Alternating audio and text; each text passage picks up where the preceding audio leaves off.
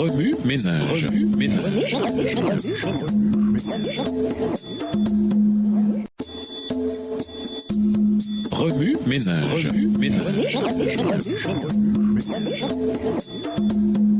Bienvenue dans votre émission Remue ménage. Nous voilà au dimanche 25 décembre, une merveilleuse espérance. Dès qu'on aborde le thème de la souffrance, l'image de Job revient souvent à l'esprit. Aujourd'hui, nous allons prendre le temps d'étudier plus à fond les leçons du livre de Job et de certains textes d'Écriture qui peuvent nous aider dans nos luttes et nos épreuves quotidiennes.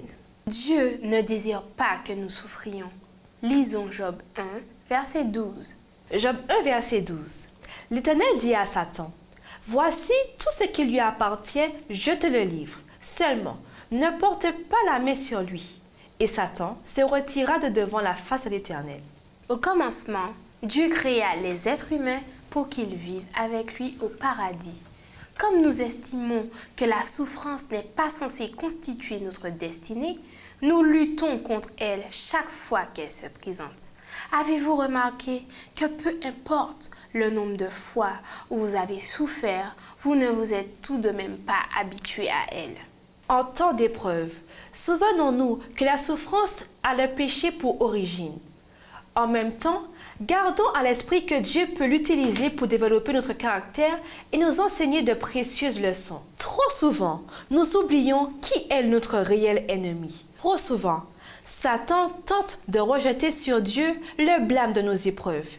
Mais Dieu ne nous a jamais créés pour que nous souffrions. Dans 1 Pierre 5, verset 8, nous lisons que Satan rôde comme un lion rugissant, cherchant quelqu'un à dévorer. Une image pertinente du diable qui, par la persécution, cherchait à terrifier les chrétiens et ainsi à les forcer à apostasier. Le caractère se forme dans le creuset de l'affliction. Lisons Jacques 5, verset 11. Jacques 5, verset 11. Voici, nous disons, bienheureux ceux qui ont souffert patiemment. Vous avez entendu parler de la patience de Job et vous avez vu la fin que le Seigneur lui accorda. Car le Seigneur est plein de miséricorde et de compassion. Job développa la persévérance, un trait de caractère fort précieux chez un chrétien. Ne pensons pas que ce patriarche ait jeté un seul instant un regard rétrospectif sur sa vie et se soit pris en pitié. Je crois qu'il prit le temps de réfléchir et d'apprendre les leçons que Dieu lui enseignait. Avec l'assistance divine, Job chercha à développer son caractère. Ainsi, lorsque de grandes épreuves s'abattirent sur lui, il ne se tourna pas contre Dieu.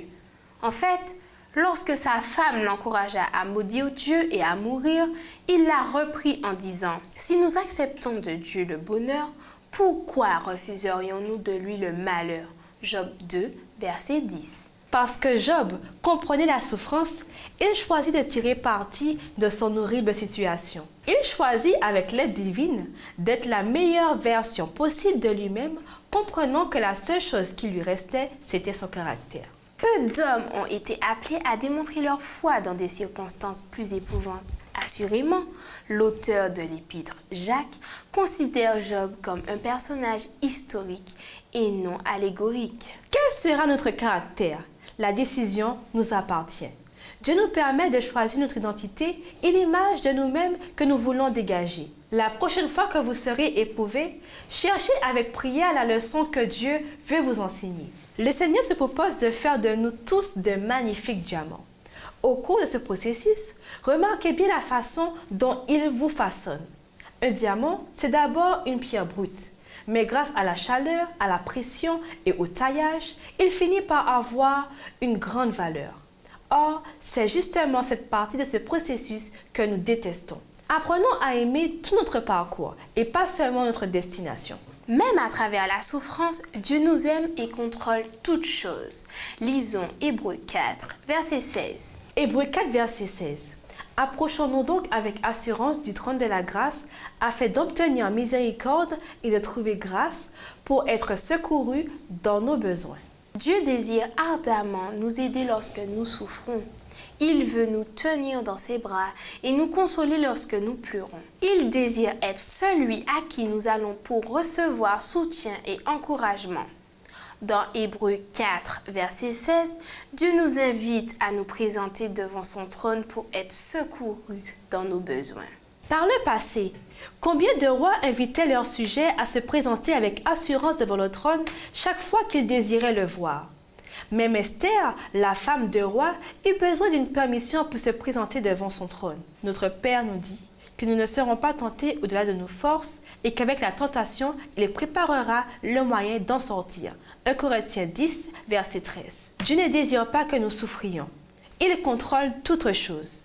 Il a un magnifique plan pour mettre un terme à la souffrance ici-bas et nous ramener au paradis, lequel existait avant que le péché n'entre dans le monde. Le ciel est bon marché. Lisons 1 Corinthiens 2, verset 9. 1 Corinthiens 2, verset 9.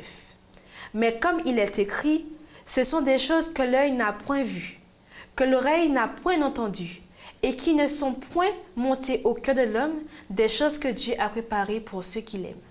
Avez-vous déjà acheté quelque chose de merveilleux au point d'être prêt à payer davantage que ce que vous avez déboursé? C'est exactement ce que Jésus ressent à notre sujet. Il a payé le prix le plus élevé qui soit. Il a quitté le ciel et est venu sur notre planète coupable. Puis, il a subi la mort à notre place. En considérant tout ce que Jésus a fait pour nous et que nous ne pourrons jamais lui rendre l'appareil, nous estimerons que notre voyage vers le ciel est vraiment bon marché. Lorsque nous verrons Jésus et la place qu'il nous a préparée, nous oublierons toutes les épreuves que nous avons traversées pour nous y rendre. Job comprenait sans aucun doute que ce monde n'était pas sa demeure et qu'il n'y était que de passage. Plus souvent qu'autrement, nous nous focalisons beaucoup trop sur les luttes auxquelles nous sommes en but ici-bas et pas suffisamment sur notre demeure céleste. Et pourtant, nous avons une espérance extraordinaire. Par conséquent, mettons nos luttes en perspective. Focalisons-nous sur le magnifique foyer qui sera nôtre avec Jésus. Au revoir. Et à demain si Dieu veut. Remue ménage. Remue ménage.